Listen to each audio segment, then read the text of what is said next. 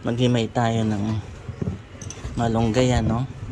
Ang ganda ng araw, oh, bumubungad sa ating kitchen, oh, 'di ba? Himay lang tayo ng malunggay at isasama natin sa luto natin mamaya lunch.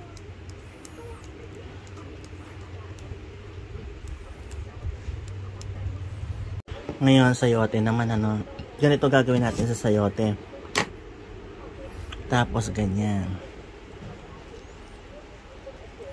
lalabasin natin yung dagta niya, no, para yung lulutuin nyo hindi madagta.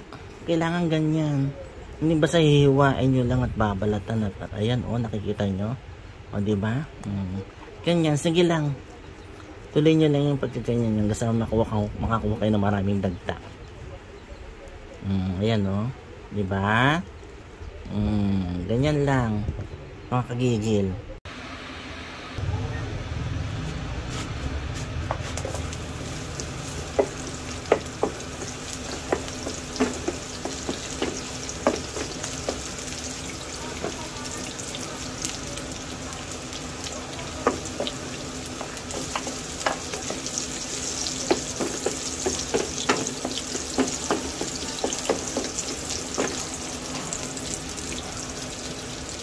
Sibuyas, bawang at luya.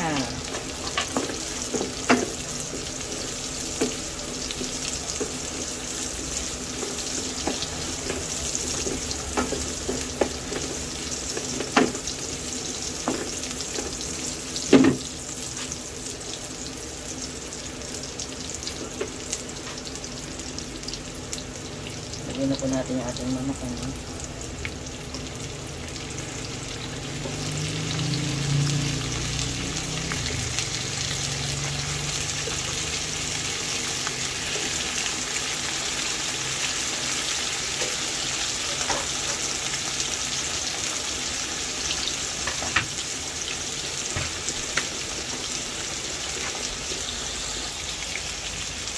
Balik ka rin natin, ha.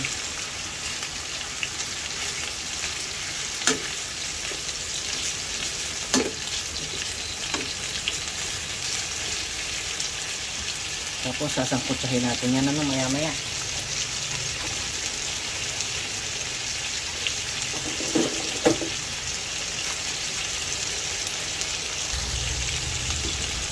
Sasangkutsa lang po natin, ano.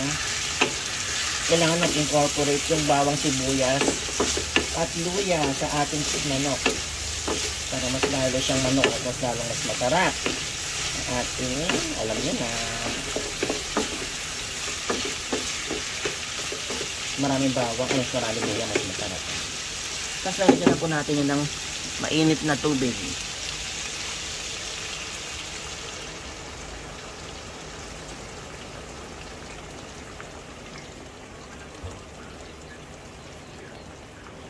Maraming sabaw, mas masarap. Masarap humigop na sabaw ngayong panahon na ito, no? Takpan po natin.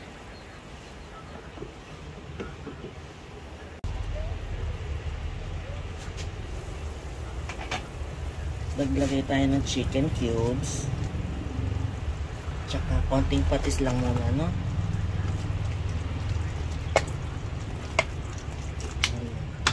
Takpan ulit.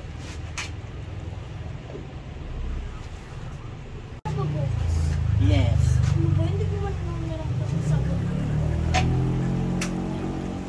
Lagyan na po natin yung ating sayote. Ayan.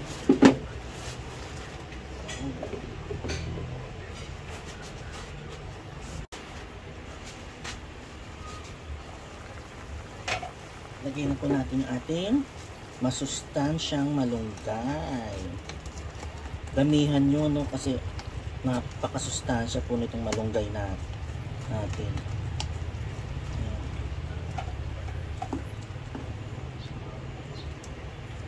Ngayon, kung palagay niya kulang pa sa tubig, add lang tayo, no?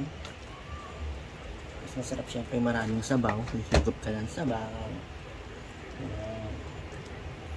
Cover muna ulit.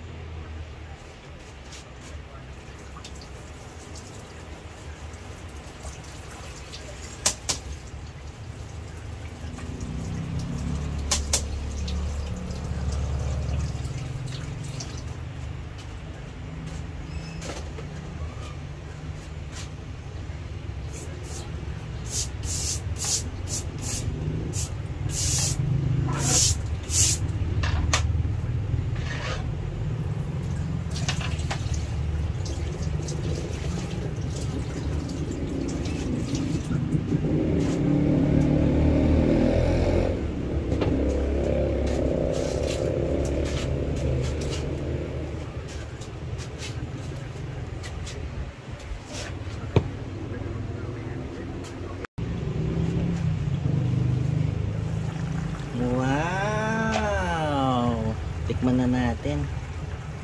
Sabaw.